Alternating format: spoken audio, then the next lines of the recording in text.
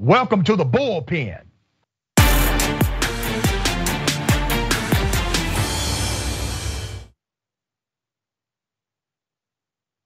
In the Bullpen today, we have economics professor at Texas Tech University and co-author of Money and the Rule and Comparative Economics Research Fellow, Free Market Institute, commentator Young Voices, Alexander Salter.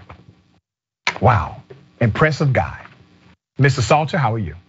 I'm doing really well. Thank you for having me. Thank you for being here, Professor. We're gonna chop it up about socialism versus capitalism.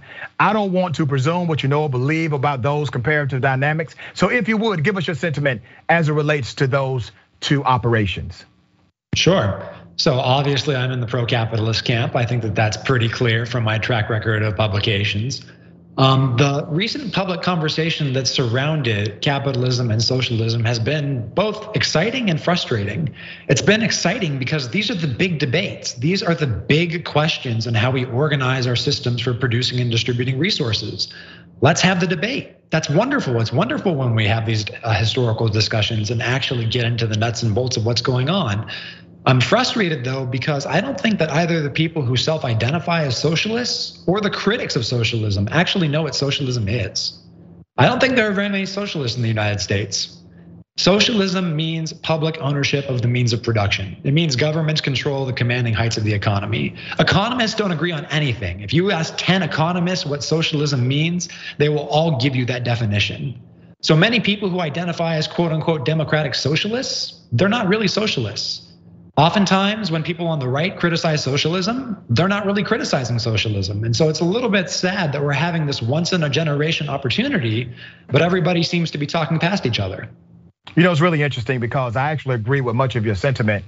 We do something in research science, you know this, it's called define the variables. So give me your definition of socialism, your working definition of socialism, and your working definition of capitalism, and let's go from there. Absolutely. I'm going with the standard definitions that economists have used for more than 100 years. Socialism, no private property, government ownership of the factors of production. Capitalism, there is private property, private ownership of the factors of production. On the one hand, you have all the productive resources concentrated in the public sector, that's socialism.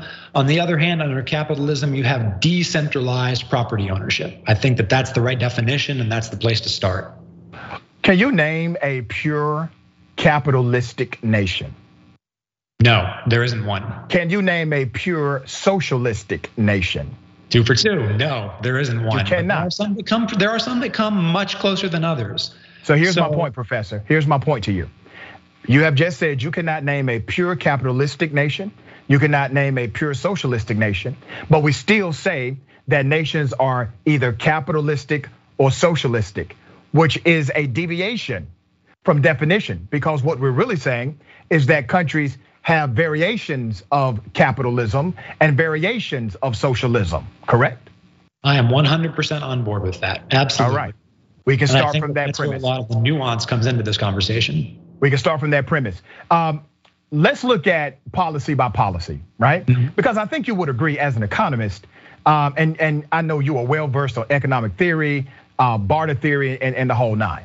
When it comes to economy or capitalism in the ecosystem of money, you must have some level of common sense regulation in those marketplaces for just the decency of humanity. Would you not agree? Or are you for a purely free market system?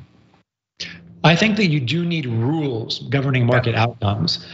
I don't think that necessarily those rules have to come from the public sector. I think if you look at a lot of times and places, just for self-interested reasons, a lot of businesses will self-regulate. Maybe you say we need more than that. A lot of times industries come up with voluntary codes of compliance. Those also do a good job of governing firm behavior and making sure that producers, who obviously know way more about their good than consumers do, don't take advantage of the little guy. Now, whether or not you want regulation really depends on what your goal is. Are we talking about keeping products safe? Are we talking about getting a specific distribution of income, purchasing power equality across people? Let's define what the goal is, and then we can focus on smart, common sense solutions to try and get those goals in terms of. Let me tell you some of the goals. So let me tell you some of the goals. Obviously, if you're talking about tort law, you're referencing product safety, right? So you need regulatory standards to make sure that companies not only have an incentive to produce products that are safe, but they also have incentives to give fair warning if there could be unsafe practices, use, etc. And there's common sense remedy when there's a manufacturing issue. So that's regulation in the marketplace of business. Another regulation that I like is the regulation of a minimum wage requirement, because without any level of minimum wage requirement, you will have people being paid $4, $5, $6 an hour. Now that will fluctuate with the economy, right? The number of jobs available compared to the number of people willing to work them. So that will fluctuate, but we know for sure that in certain market settings, a capitalistic or purely capitalistic system will always take advantage of that marketplace dynamic without regulation whatsoever. So those are some common sense regulations. Also, the regulation against discriminatory behavior that could be gender bias or race bias. We don't want to see that in our workplaces either, right? That's a common sense regulatory factor. Would you not agree? I'm certainly on board with the Civil Rights Act. The minimum wage, though, I suspect that you and I disagree. I'm not a fan of the minimum wage. I actually think that the economic literature on this that shows that it really takes the bottom rung out of the employment ladder is pretty convincing. And I think the reason is a lot of this debate has been looking at the wrong outcome or the wrong goal. We're all asking, does the minimum wage destroy jobs? Do people actually get unemployed when the minimum wage gets raised? And oftentimes the answer is no. But that's not what economics predicts.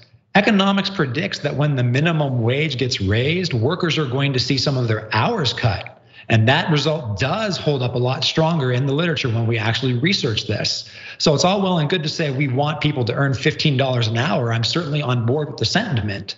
But on the one hand, we have to ask, where are workers better off? Where they're earning a lower wage, but they're able to get 40 hours a week? Or whether they're getting a higher hourly wage and they can't get all their hours and so they can't make ends meet. So I think that there are some complicated trade-offs that we have to look at here. And I think that the body of the evidence shows that the minimum wage, while well-intentioned, does more harm than good. Well, let me give you a contrast narrative to that, because what we've seen, even though every time there was a debate about increasing the minimum wage, everyone on the right said this is going to destroy jobs. You know what happened? Marketplace correction happened. You're an economist, you know that. It did not lead to the massive job losses that people said it would lead to. There was a marketplace adjustment for that increase every single time. The issue is inflation. You have a dollar that is purchasing less and less and less. I'm for increasing the minimum wage. I'm also for increasing it based on regional opportunity, because one region is more expensive than the other. If you have a uniform minimum wage, let's say it is $15 an hour. Well, you have some cities, it costs $21 an hour to survive in that city, not 15, right? So you still don't have a problem solved in that particular regional economy or economic reality. If you take this based on what's called a graduated approach, right? Because I think many times economists like yourself, you will use the argument of, well, if you just increase the minimum wage, those who are young, those who are less skilled will end up getting no job, basically. Their unemployment, and you call that bottom rung in the statistical data, that will increase significantly, right? And yes, we have seen that. But we've also seen other countries that do have high minimum wages. What they do is they graduate you in based on age. And so while they have a standard or a federalized minimum wage that's high, $15 an hour and more comparatively speaking, they also have a different set for a younger worker to make sure younger workers are still able to get that experience. And as a trade-off, they're able to also have those 40 hours. I feel as if many times in the conversation or debate about increasing the minimum wage, none of that is considered, right? It's either 100% this way or 100% that way. I would love to live in a world where $15 an hour was the set minimum wage for everybody, no matter what. But I also know the reality of this, Professor, that if you set it without a graduation phase for younger workers, young black workers will have the highest rate of unemployment because of the discriminatory patterns that already exist in hiring in the first place. That makes a lot of sense to me. Now, let me be clear, I'm against the minimum wage and I'm against a graduated minimum wage. But you pointed out something very important. Regions are not equal. Workers are not equal within the same region, and they're certainly not equal across regions. They have differing characteristics. And so we need some system that takes account of that. Well, we have a system that takes account of that, the market price for labor, meaning the wage rate. I think what a lot of these debates overlook is what we're really looking to do is make sure that workers actually have some minimum standard of living. We want to make sure that people have enough to live with dignity. And that's a sentiment that I can get behind. Okay. In which case, though, I wonder if we shouldn't actually be talking about, instead of messing with market prices, which has all sorts of nasty consequences, maybe we should be talking about the safety net instead. All right, so we can get into that. And I want to make sure I clarify. When I say younger workers, I'm talking about 14, 15, 16 years of age. I'm talking about very young workers who need that experience getting into the workforce. We can get into the safety net, but before we go there, I wanted to do just kind of an analysis of more left-leaning policy compared to right-leaning policy, right? Do you think that left-leaning economic policy, and also policies that are not considered economic policies but impact the ecosystem of economy, do you think left-leaning policies have been more effective to grow the economy, or right-leaning policies? I'm going to go with right-leaning policies, provided that we understand conventionally that that's broadly consistent with tax cuts and deregulation. I think that that's what's going to work to grow the economy. And I think that a lot of policies by the left, while well-intentioned in terms of trying to equalize outcomes, have been a drag on the economy. Now, we can debate how good economic growth is as opposed to more equitable outcomes. I'm a growth guy. I think that the only long-term poverty program that has ever worked in human history is economic growth. So I'm actually proud to come down on that side of the debate, and I'll defend that.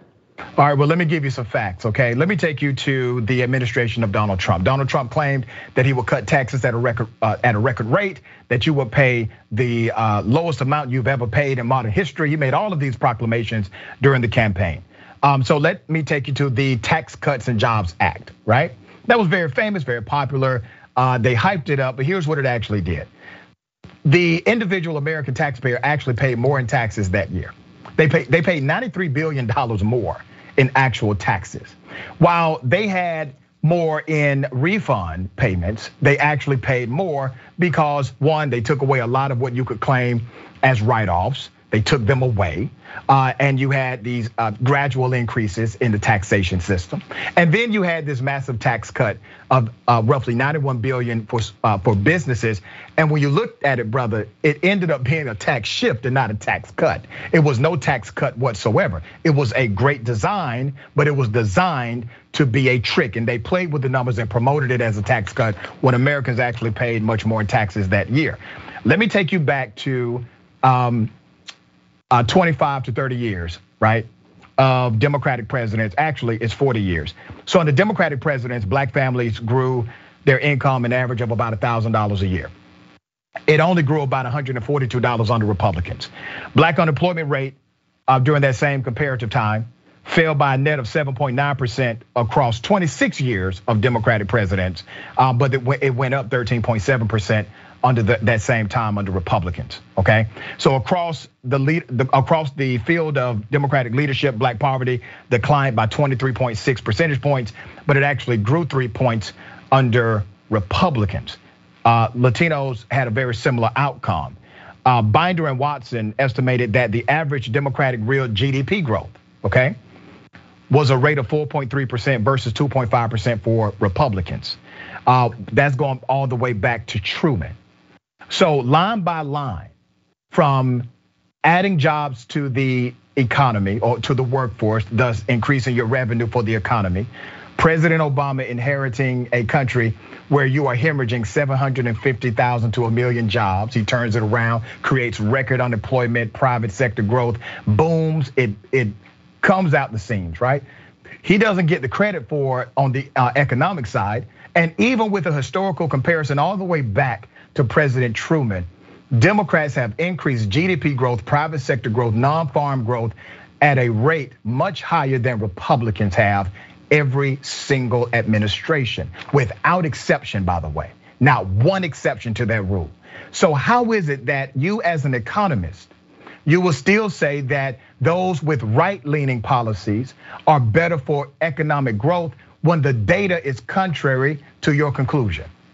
Excellent questions. I think I'll take them in order. Let's start with the tax. I'm actually fully in agreement with your analysis of what the tax cut did. All of that sounds great to me. Closing loopholes, fewer deductions, simplifying the tax codes. I like that. But you agree then it was a lie. It was a lie then, Professor, right? A political lie when Trump said you're going to pay less in taxes. That was a lie. I don't think it was a lie, because we have to distinguish between, on the one hand, tax rates and tax revenues. You cited a figure saying that Americans paid about 90 billion more in tax revenues, right? That's not necessarily inconsistent with a tax cut if compared to what was going on under the previous tax rates. We're doing so much more productive economic activity that we generate more tax revenue. In general, simplifying the tax code and at the same time expanding the base is the way to go in terms of both increasing efficiency and equity. Okay. So I'm actually a pretty big critic of the Trump administration. I don't think it was good for this country, and I didn't support it. I think the Tax Cuts and Jobs Act was one of the things that administration did that had a good track record, and I'm proud to defend it. When it comes to the other statistics, again, I'm sure you're 100% correct. My issue with that is if you look at the influence of who's in the Oval Office, who's in the White House, we all pretend that the president has a lot more power over the American economy than the president has. We can say that President Obama inherited a mess and he sort of got blamed for that. I'm sympathetic to that. He shouldn't have gotten blamed for it. He inherited it, but neither did he really turn it around, because there are economic forces that are pushing markets to do what they do. We have to discuss the policies that Congress is passing, right? Legislation is not the same across all these things. Taxes, transfer payments, all sorts of variables that matter are changing. And so we can't just line up the economic growth statistics with administrations and say, oh, Democrats were in the black, oh, Republicans were in the red. It just doesn't work like that. I think well, you understand this. The economic literature and show that lower tax policies and lighter regulatory touches are generally good for most Americans. So let me push back on that. My producers are telling me we're almost out of time. 100% of all increased GDP growth has happened under Democratic presidents. That is a variable set worth analyzing. So when we analyze that variable set, what is the cause and effect relationship between Democratic policies and actual economic growth? Well, one major one is the funding for job training, education, technical skills.